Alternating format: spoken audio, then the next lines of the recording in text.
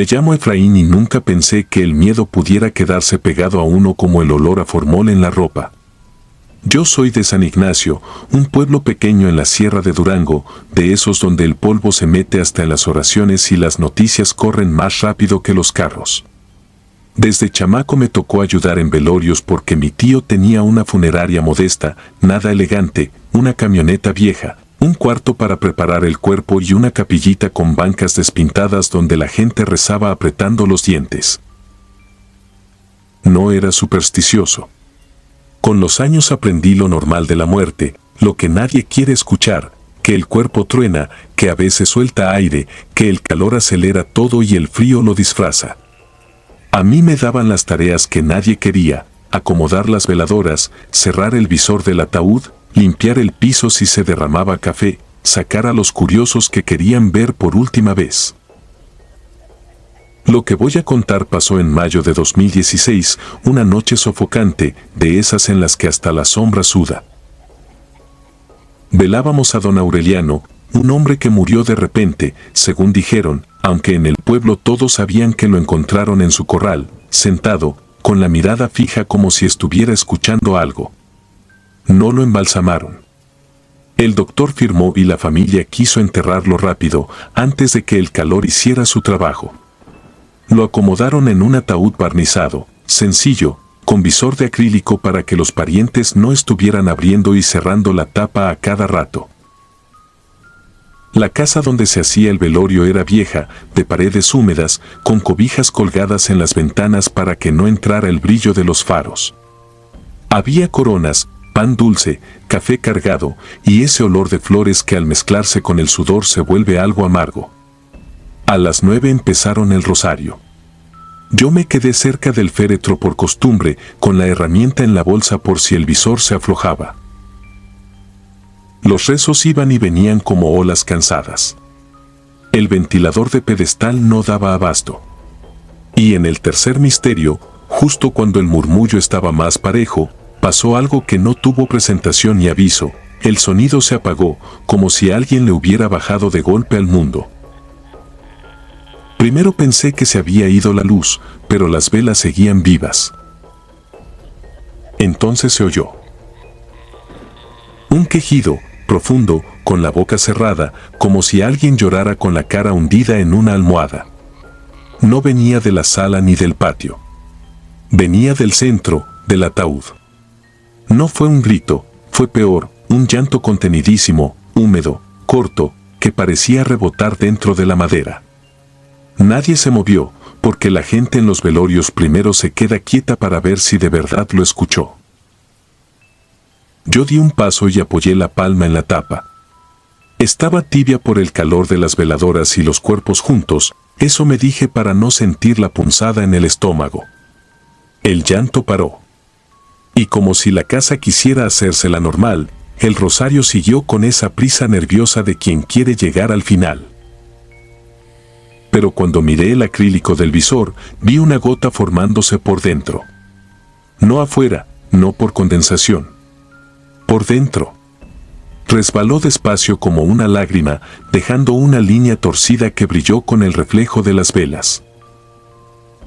Después del rosario, se fueron quedando pocos, los que aguantan la madrugada por cariño o por obligación. A eso de la 1, la casa ya era otro lugar. El café se enfrió, el cansancio ensució las caras. Yo me senté cerca del féretro, escuchando el zumbido de las velas, tratando de convencerme de que el cuerpo hace cosas, de que la madera se queja, de que la mente exagera. Y entonces volvió. 3 gemidos, separados, exactos, como golpes suaves desde adentro. Sentí como se me aflojaban los dedos. La hija de don Aureliano me miró desde el sillón, no dijo nada, pero su mirada me empujó. Me acerqué, saqué el desarmador y empecé a aflojar los tornillos del marco. El metal chilló bajito, un sonido que de pronto me pareció demasiado vivo para esa casa. Levanté el visor lo suficiente para que entrara aire. El olor me pegó de frente, flor caliente, barniz y algo más, algo hondo, como tierra mojada guardada en un cajón. Alumbré con el celular. Don Aureliano estaba igual, la camisa blanca, el rosario en las manos, la piel apagada. Pero en la comisura del ojo izquierdo había humedad fresca, un rastro que bajaba hasta perderse en la tela. No era sudor. No era agua. Parecía sal. Quise cerrarlo y ya, fingir que no lo vi, pero el acrílico estaba empañado por dentro, como si alguien hubiera respirado contra él. Me incliné, sin tocar. Y ahí lo noté, sobre el satín, a la altura de los hombros, había marcas finas, curvas, repetidas, como arañazos de uñas débiles buscando salida. Me quedé sin aire. La hija se acercó en silencio, vio lo mismo, y su cara se volvió de un color que nunca había visto en alguien vivo. No gritó. No lloró. Solo se le hizo un gesto duro, como cuando la gente acepta algo sin entenderlo. Entre los dos levantamos un poco la tapa superior, apenas unos centímetros. Lo suficiente. El olor cambió de golpe, más mineral, más crudo, como si hubieran destapado una zanja. Y fue ahí cuando escuchamos, clarito, pegado a la madera, un murmullo roto que no llegó a palabra. No era una frase, era un intento, un inicio que no alcanzaba a nacer. Algo parecido a un nombre. La hija retrocedió, se agarró del borde del ataúd y, por primera vez en toda la noche, tembló. Yo bajé la tapa de inmediato y volví a apretar los tornillos con fuerza, como si pudiera sellar también lo que acabábamos de oír. A las 4, los perros del pueblo empezaron a ladrar como si se respondieran entre calles. La madrugada se puso pesada, espesa, y yo ya no quería mirar el féretro. Me fui a la cocina a hervir agua para mantenerme ocupado. Cuando regresé, el visor estaba otra vez empañado y, en el centro del acrílico, se marcaba el contorno borroso de una mano desde adentro, del tamaño de la de un hombre, con los dedos extendidos como si estuviera empujando. No había forma lógica de eso. No con el cuerpo quieto. No con el frío de la muerte. El entierro fue al día siguiente, al mediodía, con el sol cayendo como castigo. Bajamos el ataúd con sogas. El sacerdote dijo lo necesario. Cuando echaron las primeras paladas, metí la mano al bolsillo y toqué algo duro.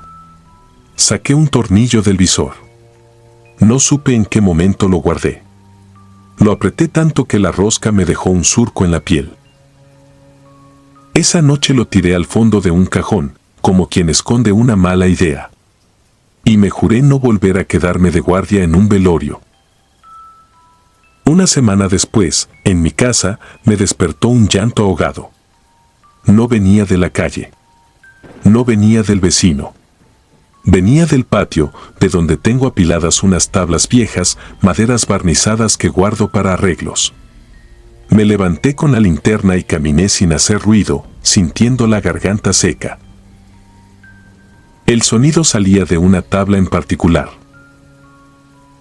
Me agaché. Acerqué la oreja. Era el mismo llanto, el mismo ritmo intermitente, como si estuviera encerrado ahí, en la veta. Alumbré y vi el brillo devolviéndome la cara distorsionada. No había nadie. Pero en la superficie, como si el barniz hubiera sudado, se formó una gota lenta. Una lágrima. Regresé al cuarto temblando y abrí el cajón. El tornillo no estaba. En su lugar, había marcas finas, curvas, paralelas, en la madera del fondo, como uñas probando salida desde adentro. Y debajo, pegado con algo húmedo, un pedazo de acrílico transparente, con una huella de mano opaca que no era mía. Desde entonces, cuando paso frente a una capilla o escucho un rosario, siento que el aire se vuelve espeso. Porque yo aprendí a explicar casi todo lo que hace un cuerpo cuando muere.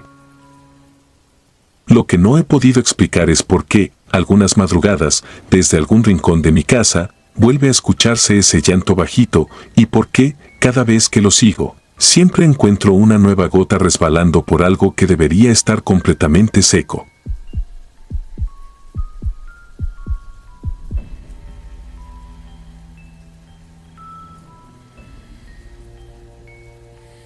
Me llamo Héctor Arriaga y hay algo que aprendí demasiado tarde. En un velorio, la gente cree que lo peor es mirar un ataúd abierto, pero lo peor es sentir que alguien más lo está mirando contigo, desde un lugar donde no debería haber nadie. Todo ocurrió el 4 de noviembre de 2018, en una funeraria pequeña al borde de la carretera vieja, rumbo a un poblado que prefiero no nombrar. La conocían como La Soledad, un edificio bajo, de pintura amarillenta y ventanales con cortinas pesadas que olían a polvo húmedo. Por dentro, el aire estaba cargado con esa mezcla insoportable de flores, desinfectante y madera barnizada. El tipo de olor que se te pega a la ropa y te acompaña días, aunque te bañes. Velábamos a Nico, mi cuñado, un hombre de 32 años que trabajaba manejando camioneta de reparto. Lo encontraron volteado en una curva, de madrugada. La versión oficial fue exceso de velocidad, pero la familia juraba que Nico no corría. Decían que algo lo había hecho frenar de golpe, algo en el camino, algo que nadie más vio. Éramos pocos esa noche. La mayoría se iría a descansar a los coches, porque la funeraria no tenía más que una sala y 2 baños. Yo me quedé porque mi esposa, Lidia, estaba destruida, y porque alguien tenía que sostener a mi suegra cuando le fallaban las piernas. El rezandero terminó temprano y se fue. Después, el murmullo se volvió silencio, y el silencio se volvió un zumbido constante de las lámparas. A la 1:30, noté un detalle que no encajaba: la primera fila. En los velorios, por costumbre, se deja medio libre para que la familia esté cerca del féretro, para que la pena tenga un lugar donde acomodarse. Esa fila parecía ocupada. No porque hubiera alguien sentado, sino porque había una presencia. Una presión en el aire, como cuando alguien se coloca detrás de ti en una fila y no lo ves, pero tu piel lo sabe. La vi cuando fui por café. Estaba en la entrada lateral, no por la recepción. Una mujer alta, demasiado delgada, con un rebozo negro que le cubría parte del rostro. No caminaba rápido, pero avanzaba con una seguridad rara, como si conociera ese pasillo desde siempre. Traía las manos juntas, como rezando, aunque no movía los labios. Yo, por educación o por cansancio, le ofrecí asiento. Ella no respondió con palabras.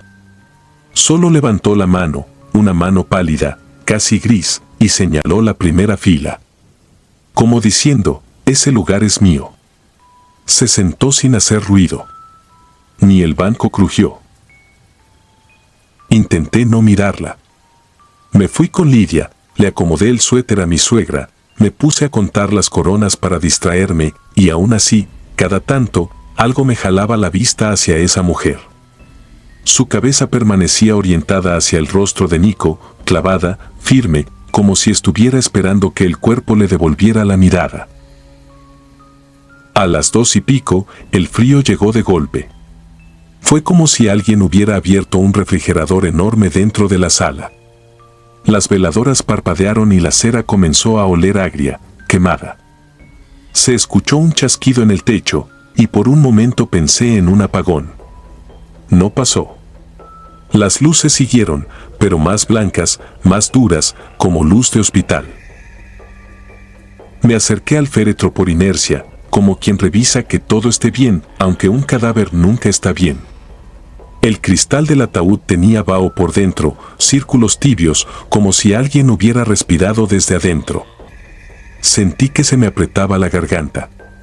Pasé la palma por el vidrio, por fuera, y no se borró. La humedad estaba del otro lado. Quise llamar al encargado nocturno, un hombre que barría sin prisa y evitaba mirar hacia la sala. Le pregunté si el ataúd podía empañarse así. Me contestó sin verme: aquí no. Aquí el frío es parejo. Luego, como si se le escapara, murmuró: cuando pasa eso, es porque alguien todavía está llegando. Regresé a la sala. La mujer seguía en primera fila. Entonces noté algo que me hizo sudar: no parpadeaba. Sus ojos, apenas visibles bajo el rebozo, estaban abiertos de un modo que no parecía humano, como si el acto de parpadear fuera un gesto que ella hubiera olvidado hace años. A las 3:30, uno de mis primos se quedó dormido en la banca de atrás. Roncó un poco. En ese instante, la mujer inclinó apenas la cabeza, como escuchando. Luego, con un movimiento lento, se llevó una mano al pecho, donde colgaba un rosario viejo, y lo apretó. No con fe, sino con autoridad. Como un candado. Me levanté para ir al baño. En el pasillo, escuché un sonido suave, repetitivo, un golpeteo seco, como madera contra mosaico. No venía de afuera. Venía del corredor que llevaba a las cámaras de refrigeración, donde guardan cuerpos cuando hay más muertos de los que caben. Seguí el sonido con el corazón golpeándome en la boca. Llegué al final del corredor y vi la puerta entreabierta. El olor que salió de ahí no fue el de siempre. No fue formol. Fue tierra húmeda, como tumba abierta. Alumbré con el celular y la luz iluminó una parte del piso. Había marcas de humedad, huellas, pero no de zapatos, eran huellas como de tela arrastrada, un borde, una caída, como si un vestido largo hubiera barrido el mosaico. Quise regresar rápido. Al volver, la sala estaba más silenciosa. La primera fila ya no estaba ocupada. La mujer no estaba. Nadie la vio levantarse. Nadie la vio salir. Nadie escuchó el banco moverse. Sentí una desesperación infantil, absurda, como cuando pierdes de vista a alguien en un centro comercial. Miré a Lidia, a mi suegra, a mis primos. Todos parecían igual de cansados, pero no asustados. Era como si el vacío fuera normal. A la mañana, cuando llegaron más familiares, pregunté discretamente si alguien conocía a una señora de rebozo negro. Me dijeron que no. El encargado nocturno, el que barría, negó con la cabeza. Me aseguró que nadie había entrado por la puerta lateral porque esa puerta ya no abre bien. Me lo dijo sin énfasis, como si no quisiera que yo insistiera. Antes de cerrar el ataúd, una tía pidió que tomáramos una foto familiar. Nos acomodamos detrás del féretro, con ojeras, con corbatas mal puestas, con los ojos hinchados de llorar.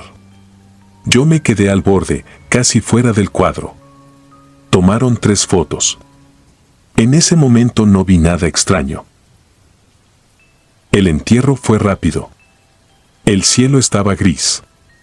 El sepulturero dijo algo raro cuando bajaban el ataúd, trae peso como de 2. Nadie le hizo caso. Esa noche, en mi casa, me despertó el mismo golpeteo seco. No venía de la sala. Venía del pasillo de los cuartos. Toc, toc, toc, como bastón. Me quedé sentado, inmóvil, escuchando. Lidia dormía, pero su respiración se volvió pesada, forzada, como si algo la apretara. Quise despertarla y no pude. Mi brazo no obedecía. Sentí un frío pegado a mi nuca, un aliento sin calor. Entonces, muy cerca del oído, escuché una voz baja, gastada, sin emoción. Aún falta uno. Se me cerró el pecho. Parpadeé con fuerza y pude moverme. Encendí la luz. El pasillo estaba vacío. Al día siguiente pedí las fotos del velorio. Las vi en el celular, ampliando. En las 3, detrás de nosotros, en el vidrio del ataúd, aparecía un reflejo oscuro, una forma alta, con rebozo, ocupando la primera fila, solo que el reflejo no estaba en el lugar donde debería verse. Estaba dentro del cristal, como si la sala se reflejara desde adentro de la caja. Lo peor fue lo último, en la tercera foto, justo detrás de mi hombro, se veía una mano pálida, larga, apoyada como si me estuviera eligiendo. Y yo recordé algo que no quise recordar durante todo el velorio. Antes del accidente, Nico me había dicho, medio en broma, que en la curva donde se volcó siempre se le aparecía una señora pidiendo raite, Una que nadie levantaba porque, según los viejos del rancho, si la subías, ya no viajaba solo. No le creí. Hoy, cada vez que entro a una funeraria, hago lo mismo sin pensarlo, miro la primera fila. Si está vacía, siento alivio. Si alguien está ahí, no me acerco. Y si escucho un golpeteo de madera, aunque sea el tacón de alguien o una escoba, me acuerdo de esa voz pegada al oído, de esa certeza sin alma y del reflejo imposible en el cristal. Porque a veces el muerto no es el que se despide. A veces, el velorio es para el siguiente. Suscribirte y darle like ayuda mucho a este canal. Si ya has escuchado mi contenido antes, te ha gustado y estás disfrutando lo que escuchas en este sector, te agradeceré que presiones el botón de suscribirse. Sin más interrupciones, continuamos.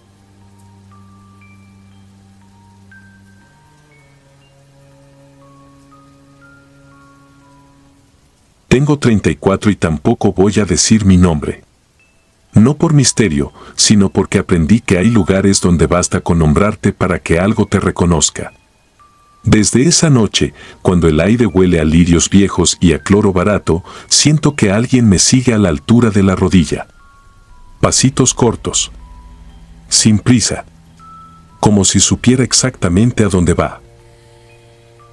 Fue en 2017, en la periferia de Querétaro, en una funeraria que parecía bodega reciclada. Afuera, una lona desteñida anunciaba servicio 24 horas y adentro todo tenía la misma luz enferma de los tubos fluorescentes, ese zumbido que te taladra cuando ya estás cansado y triste. Velábamos a un compañero del trabajo, Julián, el más joven del taller, muerto en un choque. No era mi familia, pero en el taller nos tratábamos como si lo fuéramos, y por eso me ofrecía quedarme la madrugada con su mamá, que no paraba de apretar un rosario hasta dejarse las yemas blancas. La capilla olía a maquillaje y flor marchita, a café recalentado y pan dulce sudado en bolsas de plástico. Había galletas en platos de unicel, servilletas húmedas de tantas manos, coronas con listones negros que brillaban como si tuvieran barniz. Al fondo, el ataúd, con una ventanilla de vidrio que dejaba ver el rostro quieto de Julián, demasiado tranquilo para la manera en que lo vimos irse. Yo me salí a fumar cerca de la cochera, donde guardaban las carrozas. Hacía calor, de ese que no se enfría ni a las 3 de la mañana, y olía a gasolina y a cera. Cuando regresé con un vaso de café para la señora, lo vi. Estaba parado junto a las coronas, pegado a la pared, sin moverse. Un niño. No tendría más de 7 u 8.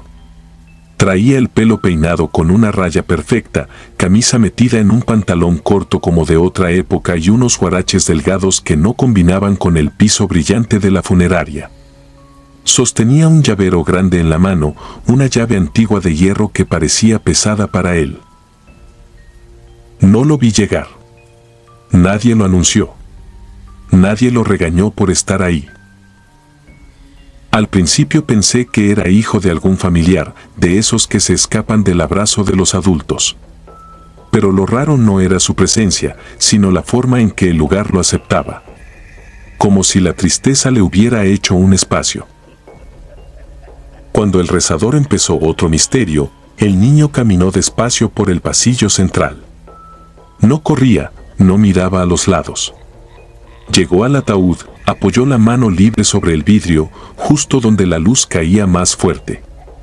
Y ahí pasó lo primero que me encendió la alarma en el pecho, su reflejo no terminaba de formarse. La lámpara devolvía mi cara, devolvía las flores, devolvía incluso el brillo del llavero, pero de él solo aparecía una mancha pálida, como si la luz se negara a reconocerlo completo. Me acerqué sin querer, con esa curiosidad tonta que te gana cuando estás en un lugar donde todo parece suspendido. El niño no volteó. Levantó la llave y la acercó al vidrio, como si buscara una cerradura invisible. Se quedó así unos segundos, respirando muy suave. El vidrio se empañó apenas, pero no con la forma de una exhalación normal, sino en círculos pequeños, como si alguien soplara desde adentro. Me fui a servir agua para dejar de mirarlo. En el pasillo había un tablero con recordatorios viejos y anuncios de misa, hojas amarillentas sujetas con tachuelas. Entre ellas vi una foto en blanco y negro. Un niño con la misma raya, la misma seriedad, la misma postura rígida. Debajo, una fecha, 1982. Y un nombre que se repetía en mi cabeza como una mosca, Emiliano. En la esquina del papel, con tinta ya casi muerta, alguien había escrito una frase que no parecía parte del formato, que no se cierre si falta uno. Regresé a la capilla con el garrafón. El niño estaba ahora a los pies del ataúd, mirando fijo la ventanilla. Sus huaraches ya no estaban. Tenía los pies desnudos, y bajo las plantas se le pegaba polvo, como si viniera caminando de una calle de tierra. La llave colgaba de su mano como un ancla. Cerca de las 2 llegó el encargado de madrugada. Un hombre con saco arrugado, ojos rojos de sueño. Saludó en voz baja y, como si diera una instrucción de rutina, dijo que si escuchábamos golpes en el cuarto de preparación no nos asustáramos, que a veces el aire trabajaba con las puertas. El niño, al oírlo, sonrió apenas. No era alegría. Era reconocimiento, como cuando un perro ve a quien le abre la reja. Yo ya no tenía duda de que algo no cuadraba, pero tampoco quería armar escándalo frente a la mamá de Julián. Me limité a observar. Y entonces noté la sombra del niño. Caía torcida, corrida unos centímetros, como si la luz viniera de otro lado. Y cuando el foco parpadeó, por un instante su sombra no imitó su cuerpo. Levantó el brazo antes que él, como si se adelantara. La señora pidió que cerraran el ataúd porque no aguantaba ver la cara de su hijo tanto tiempo. El empleado buscó la llave del seguro. Mientras metía mano en su saco, el niño dio un paso al frente, levantó su llave vieja y la acercó al borde del vidrio. Se escuchó un clic seco, mínimo, como una uña contra metal. El empleado se quedó quieto. Lo vi esperar, sin darse cuenta, a que el niño terminara. El niño bajó la mano y se hizo a un lado. El empleado encontró la llave moderna, giró los seguros y la tapa cerró con un suspiro de madera y goma. En el mismo instante, como si fuera respuesta, desde el cuarto de preparación sonó un golpe fuerte. Uno solo. Después, silencio. El niño caminó hacia la puerta lateral, esa que daba al pasillo de servicios. Antes de cruzarla me miró. No con miedo. Con una calma vieja, casi cansada. Y yo, sin saber por qué, levanté la mano abierta en el aire, como quien se despide de alguien que no debe irse solo. Sentí algo mínimo apoyar peso sobre mis dedos. Tibio. Ligero. La mano de un niño. Cuando volví a ver, ya no estaba. Salimos al amanecer. El entierro fue ese mismo día. Sol duro, polvo, listones despegándose con el viento. Todo normal, salvo un detalle que nadie quiso ver. En el borde del cemento fresco de la tumba, junto a donde el albañil alisó con la llana, quedaron marcadas 2 huellas pequeñas, sin dibujo, rectas como hechas a mano. No eran de zapato, no eran de tenis. Eran huellas como de planta desnuda, pero demasiado perfectas, como si alguien hubiera bajado solo a dejar constancia. Esa noche, ya en mi casa, me lavé las manos por costumbre, como si pudiera quitarme el olor a flor y a cloro. Al cerrar la llave del agua, escuché el zumbido de un tubo fluorescente que en mi baño ni siquiera existe. Y en el lavamanos, entre la espuma, vi algo oscuro y pesado. Una llave vieja de hierro. No sé de dónde salió. No sé cuándo la solté. Solo sé que desde entonces, cuando paso frente a una funeraria y la luz parpadea, siento que alguien camina a mi lado, paciente, esperando el momento correcto para cerrar lo que quedó abierto, o para recordarme que hay puertas que no se deben cerrar si falta uno.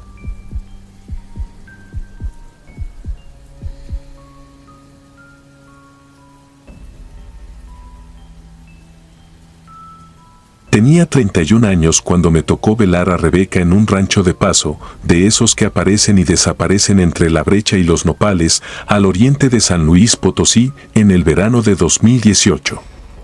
No era mi familia. Yo trabajaba como auxiliar en una funeraria de la cabecera municipal y esa semana me mandaron a apoyar, porque el cuerpo había llegado tarde, el calor venía picado y no había capilla disponible. En los ejidos la muerte no espera turno, se coloca una lona, se prestan sillas, se encienden velas y la casa se convierte en templo, cocina y despedida. El patio olía a tierra barrida y a flor recién cortada. Pusieron una mesa con café de olla, pan dulce y vasos de unicel, al centro, el ataúd con una cruz de palma amarrada con hilo cáñamo. A media cuadra quedaba la iglesia, chica, con campana vieja y un reloj que no daba la hora, la imponía. Desde que llegué me pidieron lo de siempre, acomodar veladoras, mantener agua en las garrafas, revisar que la cera no se chorreara sobre la madera. Nada raro. Nada que no hubiera hecho en velaciones más pesadas y en lugares peores. Rebeca era joven. Demasiado para que el pueblo la mirara sin rabia. Nadie explicaba la causa con palabras completas, la gente decía se fue y bajaba la voz como si el motivo pudiera contagiarse. No hubo embalsamador. La arreglaron las tías, con ese cuidado que es casi un acto de fe, pañuelo en la mandíbula, manos entrelazadas, rosario heredado, un poco de polvo de arroz en la frente para quitarle el brillo que deja el calor. Yo coloqué el visor de vidrio, ajusté la goma, revisé el cierre. El olor era cera caliente, cloro suave y metal, como moneda vieja. Cuando la noche cayó, el patio se llenó de murmullos medidos. Los niños se durmieron bajo una mesa, envueltos en zarapes. Los hombres se quedaron junto al portón, hablando bajo, vigilando la calle por costumbre, no por peligro. A mí me tocó la madrugada. Siempre me toca, porque no me da sueño fácil y porque sé cómo se descompone un velorio cuando algo sale mal. Llevaba una linterna chica, de esas que no alumbran mucho pero alcanzan para revisar detalles sin hacer teatro. A medianoche, el reloj de la iglesia dio 12 campanadas. Yo las conté por reflejo, como quien se agarra de una baranda. La lona se inflaba con el viento y el ventilador golpeaba el aire caliente, haciendo respirar las llamas de los cirios al mismo ritmo. Todo normal. Hasta que, después de la 12, cayó otra campanada, más seca, más pesada, como si el bronce hubiera recibido un golpe con coraje. Nadie dijo nada, pero el silencio se volvió una cosa sólida. Sentí una vibración en el suelo, no como temblor, sino como cuando pasa un tráiler lejos y el cuerpo lo entiende antes que el oído. Al mismo tiempo, el ventilador se apagó un segundo, como si la luz hubiera bajado y regresado con vergüenza. En el ataúd no se levantó la tapa, no hubo golpes desde adentro, no hubo gritos. Solo un crujido mínimo de madera que cede, lo suficiente para que el rosario rozara el vidrio y dejara una marca de grasa en forma de media luna. Me acerqué con la linterna apagada, por instinto. Vi lo que uno no quiere ver y, aún así, busca explicar, un empañado breve por dentro del visor, como un suspiro que no debía existir. Pensé en gases, en calor acumulado, en humedad. Pensé en lo que nos repetimos para no rompernos. Pasé un trapo por fuera del vidrio. El empañado se fue, pero debajo, en la piel de Rebeca, quedó una línea grisácea sobre la frente, un trazo de tierra seca que iba al puente de la nariz, como si alguien hubiera dibujado con dedo sucio. No destapé. No por miedo, sino porque he aprendido que el morbo en un velorio es la forma más rápida de convertir la pena en escándalo. Ajusté la cruz de palma, que se había ladeado, y revisé el pañuelo de la mandíbula apenas lo necesario. El olor cambió, se hizo más denso, como si la cera estuviera hirviendo sin derretirse. Una mecha se alargó, se puso negra como cuerda y se partió en dos chispas. Atrás, alguien movió una silla dormido y volvió a quedarse quieto. Cuando quedé solo, el perro del fondo de la calle dejó de ladrar de golpe, como si alguien le hubiera dicho su nombre. El viento empujó la cuerda de la campana y la hizo tocar el muro del atrio, un golpe blando, irregular, que empezó a confundirse con un eco dentro de mi cabeza. En la mesa del café, una taza tembló y dejó una marca circular perfecta, como un ojo abierto mirando al ataúd. A la 1:13, mi reloj se quedó clavado. No se detuvo a la 1, se detuvo ahí, 1:13, como si ese número tuviera peso. Volví al visor. La línea de tierra seguía en la frente y debajo del ataúd, en la sombra donde no debía haber humedad, se había formado un charco pequeño con olor a barro fresco. Metí la mano. Salió fría, con ese olor de tierra recién removida que solo aparece cuando alguien abre algo que llevaba mucho tiempo cerrado. Tomé el rosario para acomodarlo y sentí una cuenta áspera. No era astilla de madera, era como vidrio molido, algo que se clava sin cortarte del todo. La cuenta estaba tibia, y en la yema del dedo me dejó una picadura que ardía lento. En ese momento, la campana de la iglesia volvió a sonar, una sola vez, fuera de hora, como prueba de fuerza. Y entonces escuché 3 golpecitos, muy leves, no en el ataúd, sino en la banca donde yo estaba sentado, como si algo hubiera pasado por debajo y hubiera tocado madera para avisar que iba de camino. No grité. No llamé a nadie. Me quedé quieto, porque en funeraria aprendes que hay cosas que se alimentan del ruido. Cerré la mano sobre la cuenta áspera y recé por dentro, sin mover la boca. No pedí que se fuera. Pedí que terminara. Pedí que no escogiera a nadie más. El patio se quedó en calma, pero era una calma falsa, como la que queda cuando un animal deja de moverse y tú no sabes si duerme o se prepara. El amanecer llegó sin pájaros. La gente despertó, se reanudaron los murmullos, se cerró la tapa, se amarró la palma, se cargó el ataúd a la camioneta. En el panteón, cuando cayó el primer palazo, mi bolsillo vibró con un calor breve. Metí la mano y encontré una cuenta del rosario ahí, suelta, sin estar rota, tibia como recién salida del sol, aunque el día estaba nublado. Esa noche, en mi casa, mi reloj de pared se detuvo en 12:13. Le cambié la pila. Avanzó 2 minutos y volvió a pararse exactamente en el mismo número, como si lo obedeciera. Desde entonces, cada vez que un reloj se acerca a las 12, yo siento el cuerpo prepararse para una campanada de más. A veces suena en el metal del fregadero. A veces en el tubo del calentador. A veces adentro de la cabeza cuando todo está en silencio. No me creo maldito, ni elegido. Solo aprendí algo que nadie te enseña en el oficio. Hay despedidas que no se cierran con rezos, sino con permisos. Y cuando una campana marca 13, no está dando la hora, está avisando que alguien, en la orilla, todavía no entiende que ya se fue.